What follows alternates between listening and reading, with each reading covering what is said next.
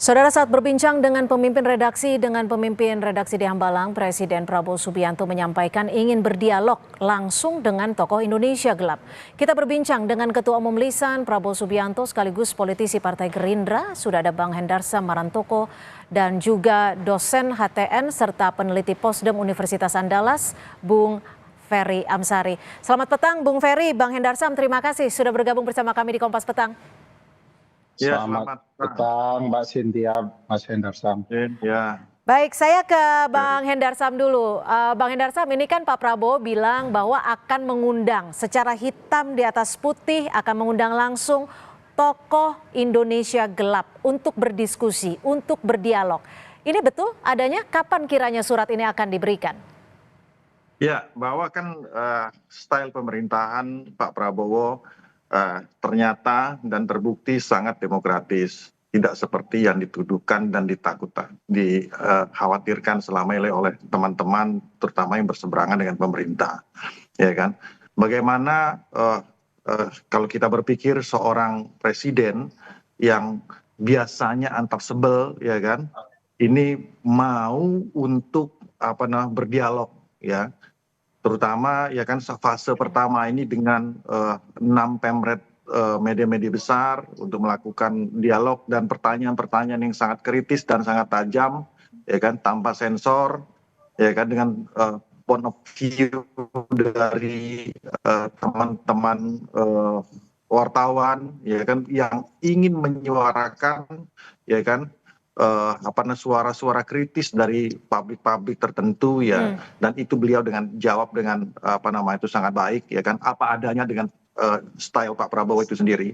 Nah, kita bisa menangkap bahwa dari sini Pak Prabowo spirit sebagai seorang pejuang demokrasi itu melihat latar belakang dan kiprah juga dari Pak Prabowo yang membangun partai, ya, tidak lompat-lompat, ya, membangun partai, mengkaderisasi orang, ya kan, ikut 4 kali pilpres merupakan suatu bentuk dan bukti bahwa beliau ada orang yang sangat menjunjung tinggi demokrasi, dan oleh karena itu, ya kan, beliau sangat terbuka untuk hal tersebut, untuk melakukan dialog-dialog, ya. Oke, tapi belum tahu kapan ya, intinya artinya seperti itu ya. Oke.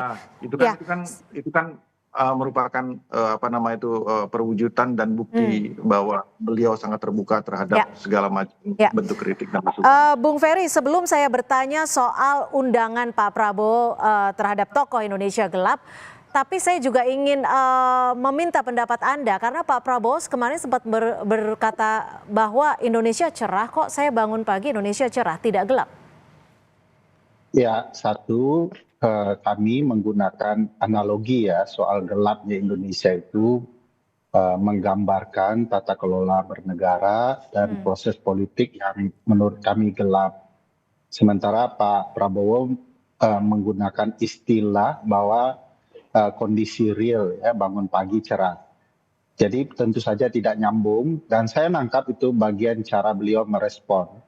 Tetapi tentu beliau tidak menjawab tudingan kami bahwa Indonesia memang gelap dengan berbagai faktor. Kami menjelaskan misalnya kegelapan itu berlangsung di 5 wilayah kekuasaan presiden dan bagaimana sikap parlemen yang juga gelap, ya. Misalnya dalam pembentukan undang-undang, kenapa disebut gelap? Perintahnya, pembuatan undang-undang harus disosialisasikan dengan memenuhi prinsip partisipasi publik yang bermakna dengan 3 keadaan kondisi. Ketiga-tiga keadaan kondisi itu tidak dipenuhi. Contoh kegelapan, undang-undang mengatakan tidak boleh prajurit aktif mengisi jabatan sekretaris kabinet, itu sudah dilanggar Pak Prabowo dan kabinet sejak hari pertama. Dan percampuran kekuasaan yang dilarang oleh konstitusi terjadi. Misalnya wakil ketua DPR yang sangat istana daripada istananya sendiri, itu menurut saya dan teman-teman merusak tata kelola kita bernegara. Jadi itu yang kemudian dijelaskan baik-baik agar Pak Prabowo dan timnya kembali on the track, begitu ya. Kalau kemudian on the track, saya yakin teman-teman akan merespon sangat positif. Kami melihat memang Presiden tidak on the track. Seolah-olah kalau dari sudut kami lihat bahwa Presiden tidak memahami bangunan ketatanegaraan. Mestinya penasihatnya mampu mengarahkan presiden bagaimana bangunan ketatanegaraan yang baik. Sayangnya, ya, kebanyakan respon dari pejabat istana buruk sekali di tengah publik. Misalnya apa yang dicontohkan oleh PCO ya, Presiden Communication Office, yang menurut saya sangat tidak sehat.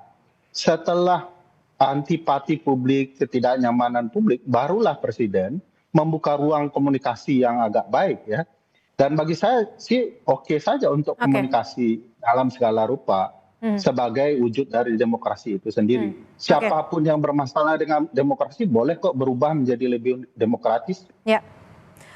Bang Hendarsam, ini tadi yang diingatkan lagi oleh Bung Ferry adalah konteks gelapnya Pak Prabowo tuh beda dengan publik yang menyebut bahwa Indonesia gelap. Ini konteksnya saja sudah berbeda. Lalu apa yang bisa dilakukan Pak Prabowo sendiri untuk menjawab kegelapan bagi publik yang saat ini menyatakan bahwa memang presiden pemerintahan saat ini tidak berjalan sesuai on the track?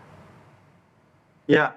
Maka dari itu kita perlu juga mengetahui apakah versi Indonesia gelap ini versinya Ferry Amsari, versinya mahasiswa. Karena kalau kita lihat ini berbeda-beda versinya. Ya kan, ini menumpuk semua menjadi satu. Revisi Undang-Undang TNI, ya kan? Revisi Undang-Undang TNI, ya, Undang-Undang TNI itu dikeluarkan di 2004, ya kan? Yang contoh di pasal tertentu yang menyatakan bahwa perwira aktif bisa untuk menjabat di posisi-posisi tertentu. Yang kemudian direvisi, ya kan, menjadi dari 10 menjadi 14 kalau tidak salah ya. Nah, itu tidak ada hal yang sifatnya fundamental karena itu apa namanya itu masih beririsan itu satu dengan tugas-tugas daripada keamanan, ya kan. Yang kedua, ini nggak jauh dari yang 10 yang ada di Undang-Undang TNI 2004. Oke, tapi secara garis besar yang ingin disampaikan Bung Ferry adalah bukan hanya itu saja, tapi tidak sesuai dengan on the track. Saya selesaikan dulu, ya kan. Artinya, ya kan, dari 2004 sampai dengan 2024, ya pasal yang mencantumkan tentang TNI aktif itu berhak untuk menduduki posisi-posisi tertentu di pemerintahan, ini sama sekali nggak pernah digugat loh, nggak pernah dipermasalahkan loh. Baru ketika Prabowo menjabat ini dipermasalahkan. Gitu loh. Nah itu satu. Kemudian indikasi kalahkan. Tidak mempermasalahkan materi daripada revisi Undang-Undang TNI tersebut. Yang dipermasalahkan digeser lagi ke masalah proses. Nah ini kan nggak selesai masalahnya. Nah, jadi maksud saya. Silakan. Kalau silakan Bung Ferry. Aja gitu loh. Taruhlah Ferry Amsari pada saat tahun 2004 kan pada saat itu mungkin masih kuliah juga kan gitu kan. Sudah tamat saya itu. Ya silakan. Cuman maksud saya mau menjelaskan. Saya diminta Mas India merespon. Oke, Bang Hendarsam, kita coba dengarkan dulu apa yang tadi kepada teman-teman yang lain, ya kan, kemana saja dari tahun 2004, 20 tahun Oke, lalu. silakan Bung Ferry dijawab kemana saja. Oke, silakan Bung Ferry dijawab. Satu, respon Mas Hendarsam salah paham dan salah total. Bahwa yang kita problematikakan, misal satu contoh ya, soal jabatan Seskap itu Mas Hendarsam, itu kan melanggar Undang-Undang TNI pasal 47 itu. Dari hari pertama. Kemana saja Mas Hendarsam selama hari pertama pemerintahan tidak baca Undang-Undang TNI? Tidak boleh itu. Tetapi revisi ini mencoba mengakomodir, membenarkan yang salah.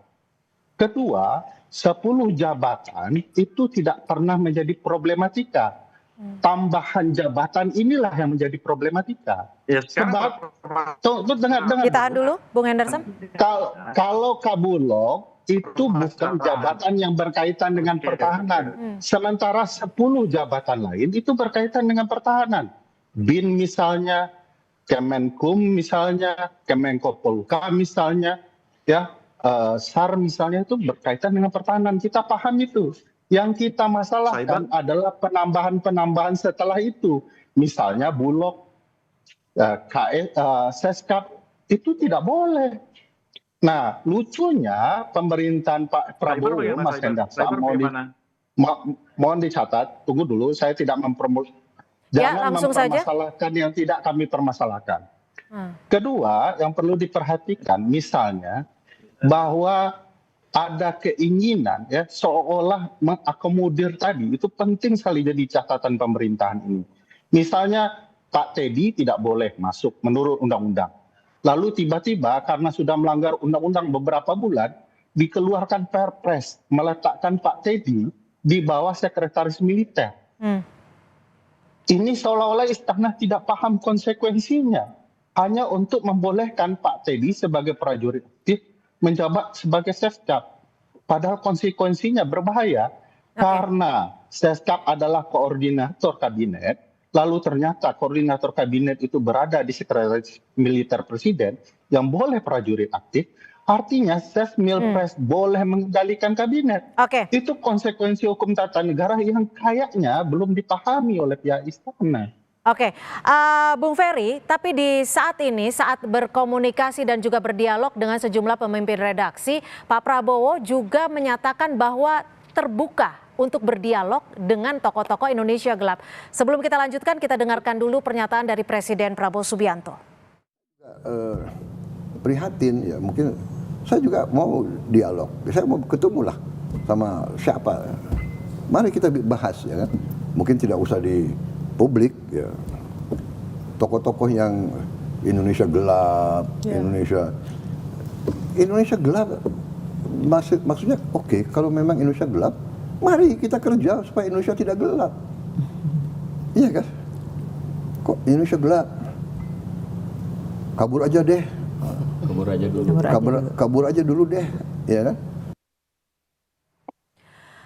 Oke, Bung Ferry, sudah terbuka ruang dialognya. Jika memang ini terlaksana, poin apa saja yang ingin Anda sampaikan kepada Pak Presiden dan apa yang diharapkan dijadikan forum dialog ini maunya seperti apa?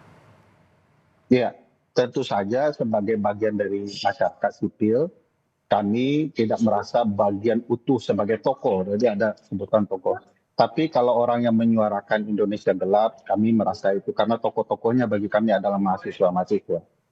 Nah, kalau diundang tentu saja kewajiban kami memenuhi undangan, karena yang sunnah itu kan mengirimkan undangan gitu ya. Nah, kalau diundang apa yang perlu disampaikan satu, bahwa proses harus terbuka kepada publik. Publik harus ikut mendengarkan apa yang mau disampaikan Presiden dan jawaban Presiden. Makanya kami memberi syarat harus online ya, bisa disaksikan publik supaya ada keterbukaan. Kedua, mau disampaikan Pak, Bapak punya kesempatan untuk mengubah negara ini karena baru katakanlah berapa bulan gitu ya. Tetapi kalau Bapak gagal memanfaatkan, Bapak akan melanjutkan kekacauan-kekacauan saja.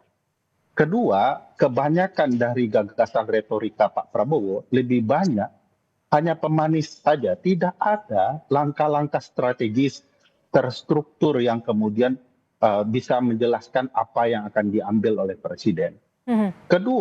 Ketiga, yang perlu diperhatikan Pak Presiden adalah memastikan agar sistem presidensial yang konstitusional yang diatur di negara kita harus dijalankan dengan baik, murni dan konsekuen. Agar tokoh-tokoh yang tidak sepatutnya ya mengkebiri kekuasaan Presiden tidak diberikan kekuasaan.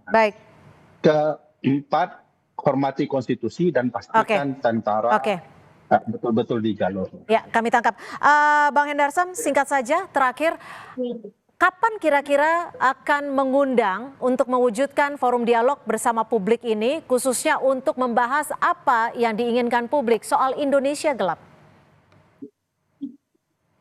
Ya, kalau untuk waktunya tentunya saya belum bisa menjawab untuk saat ini. Tapi ketika beliau sudah menyampaikan terbuka untuk hal tersebut, ya ini cepat atau lambat akan segera dilaksanakan, bahwa budaya ini tetap harus kita budaya dan spirit Pak Prabowo untuk membuka ruang selebar-lebarnya diskusi ini harus kita jaga.